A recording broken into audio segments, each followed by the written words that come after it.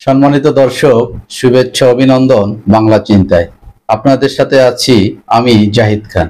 যে যেখান থেকে দেখছেন সবাইকে স্বাগতম।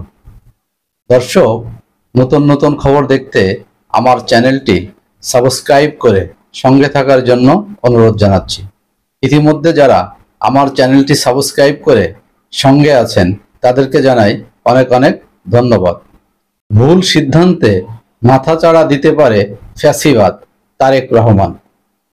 খবরে বলা হয়েছে, অন্তর্বর্তীকালীন সরকারের একটি অংশ নানা অপকৌশলের আশ্রয় নিচ্ছেন বলে অভিযোগ করে বিএনপির ভারপ্রাপ্ত চেয়ারম্যান তারেক রহমান বলেছেন, জনগণের ভোটে প্রতিনিধি নির্বাচিত করার পক্ষে বিএনপি।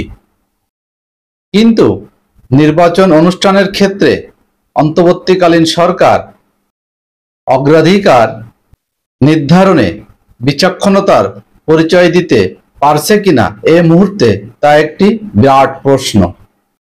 তিনি বলেন, অন্তর্বর্তীকালীন সরকারের প্রতি দৃষ্টি আকর্ষণ করে বলতে চাই, ফ্যাসিবাদী অপশক্তি রাষ্ট্র ও রাজনীতিতে পুনর্বাসিত হওয়ার সুযোগ নিতে ওতপ্রোত রয়েছে। সরকারের যে কোনো ভুল সিদ্ধান্ত দেশে গণতন্ত্র উত্তরণের যাত্রাপথকে সংকটে ফেলে দিতে পারে।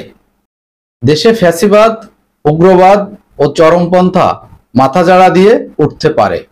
কাজেই এ ব্যাপারে সবাইকে, বিশেষ করে অন্তর্বর্তীকালীন সরকারকে অত্যন্ত সতর্ক থাকতে হবে, থাকা প্রয়োজন।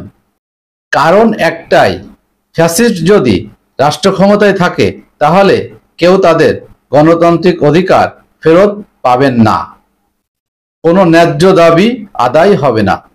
বুধবার বিকালে সাভারের আশুলিয়ায় দারুল এহসান মাদ্রাসা মাঠে ঢাকা জেলা বিএনপির উদ্যোগে শ্রমিক ছাত্র জনতার জুলাই গণ অভ্যুত্থান 2024 নারকীয় আশুলিয়া স্মরণে এক প্রতিবাদ সভায় ভার্চুয়ালি তিনি এসব কথা বলেন।